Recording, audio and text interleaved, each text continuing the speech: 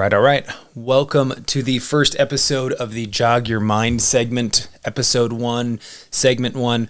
I'm not even really sure what to call it at this point, but I do know for certain that I want to give you guys an amazing resource to use this season. And the number one thing that I get from athletes this very first week, where do I even start? How do I even set up my race plan?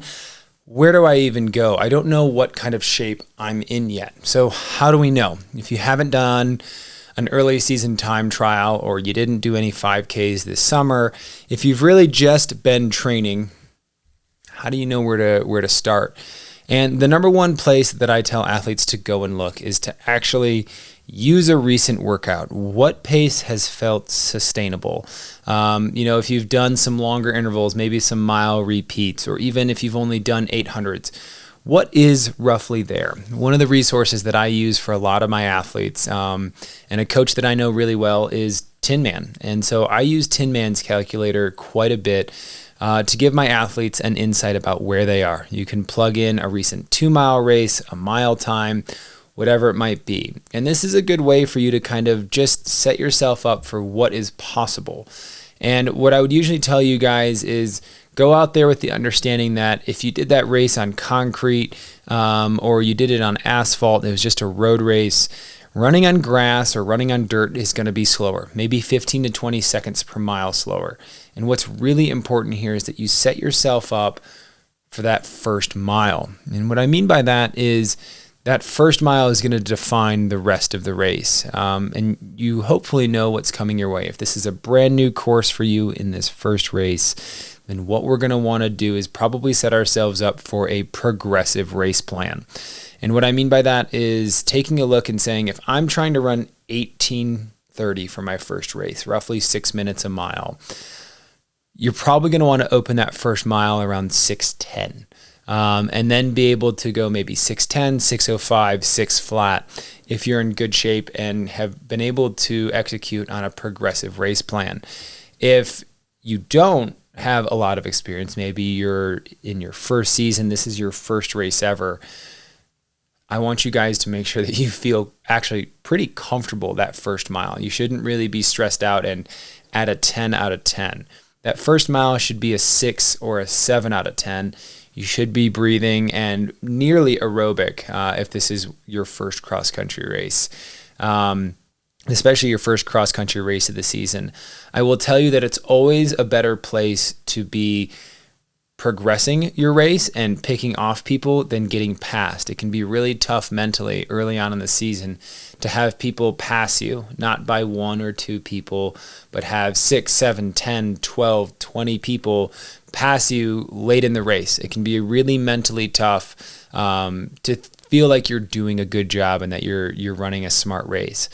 It is always better to maybe sandbag that first little mile, and then that second mile you kind of let your confidence build and you pass a couple people. And instead of getting past, you're passing 6, 10, 12, 20 people as you go faster and faster and faster throughout the race. And so one of the things that I've created for you guys is I actually have a downloadable resource. If you guys go to peakperformrun.com/jogyourmind, all one word, jog your mind, you will see the episode 1 where you may have even seen this video. And at the bottom, just enter your email and I will send you the pre-race plan. This is a way for you to set some objectives. And the way it's created is that I want you guys to set both subjective and objective outcomes. And we'll dive in over these next 12 weeks about what do I really mean about setting goals that aren't just time-based. If you're trying to run 18:30 for a 5K, there's more around that race than just simply going out and hitting your splits. How are you talking to yourself? What are the things that you're saying? How are you mentally preparing for this? How are you preparing for this from a nutritional perspective? So what I want you guys to do is go over and download that. And it's a 1-page, it's got 3 objectives. I want to hit these hills really hard, might be objective number 1.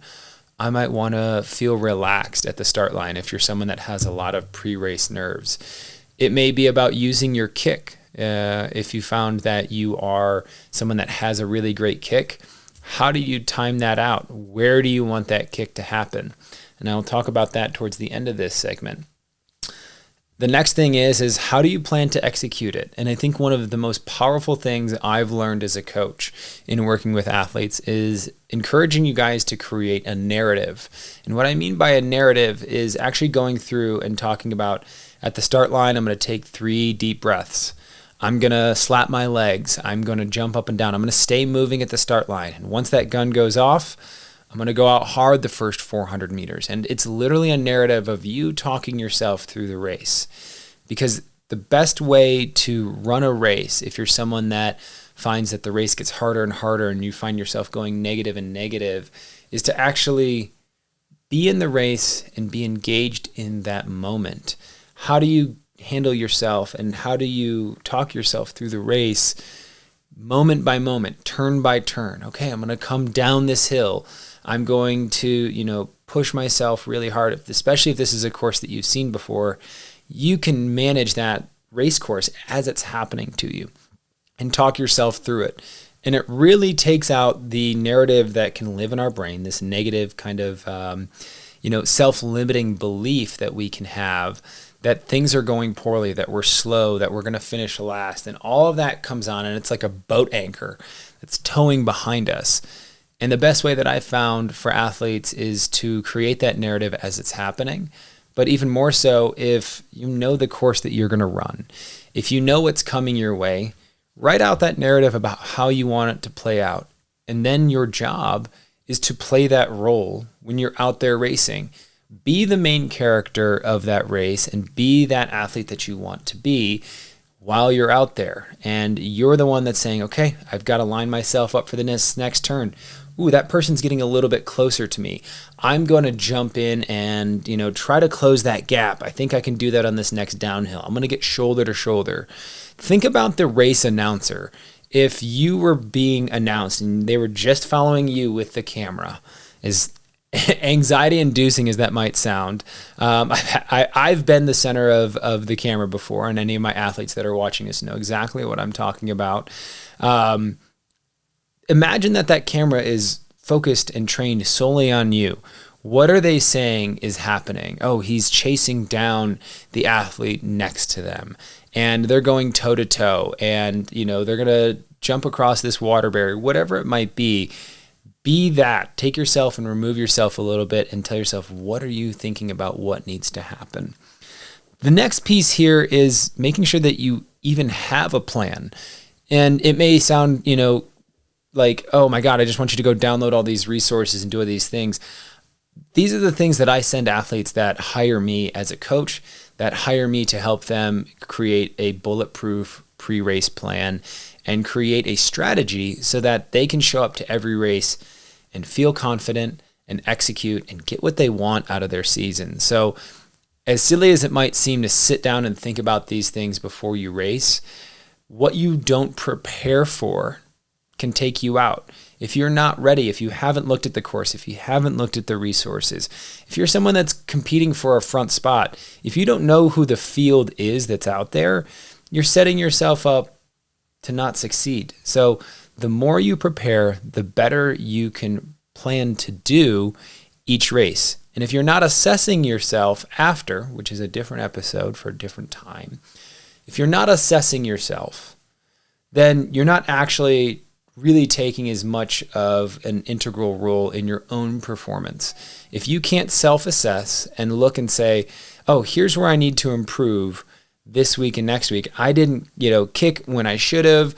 I got bested in the last mile of this race. I should have gone with, or maybe it's I didn't eat what I needed to before this race. And if you're just kind of riding this thing out on hope, you're not setting yourself up for success. And so the resource that I've linked inside the description here, as well as on the page that comes along with this episode on our website, that resource there is really there as a way for you to set up your frame of thinking.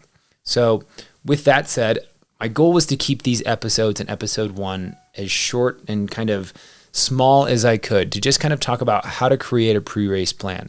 go in there, set yourself 3 objectives that you want to accomplish today. And don't make that mile split 1, 2, and 3. That's at the bottom of the page. An objective, the objective that you're trying to hit, what are the things that you want to see happen out there? And then detail those 3 objectives in that narrative section. And then from there, we can talk about hitting mile splits. The last thing I'll say before I close out is that when we talk about mile splits, the big thing I want you guys to hit there is don't go, I need to hit 6 flat, because the moment you hit 6:03, you already think you're behind. So the reality is give yourself a range. I'd be happy if I ran between 6 flat and 6:10 for that first mile. And then if there's a hill or something like that, it may be 6:20 to 6:05. So give yourself a range inside each of those miles that you're trying to hit. It's not going to be perfect unless you're on the road or on the track. You need to think of pacing your mile splits in a range. And so what I've done is that download will come with 2 pages.